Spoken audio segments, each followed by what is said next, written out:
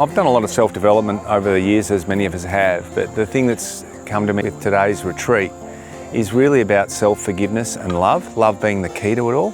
Everybody is welcome as they come, and that is so important. A lot of care. They created a very safe container for men. There was no aggression, it was a gentle touch. For me, it's just been a day of breaking through out of your comfort zone, so allowing yourself to just being open with other men. What I've received so far today is I forget just how much happiness and joy I have in my life when I get out of the way. I've been able to open up and get in touch with my emotions again, which I've been suppressing for many years. I'm very impressed with the facilitators and the way they're able to read the room and read what's going on for each individual person, whether they're sharing or working. And it was okay whether you were up or down or wherever you were. There was a lot of love and a lot of caring and support, and it was a really safe place. If you're sort of thinking about it, you definitely need to do it, because by the end of the day, you'll just be so happy that you came along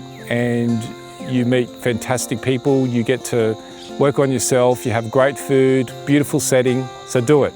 I feel other men should come to this retreat because for me it's been a great place to explore myself. So any man who is looking to do that and looking to try different methodologies all in one day, it's a great chance to do that.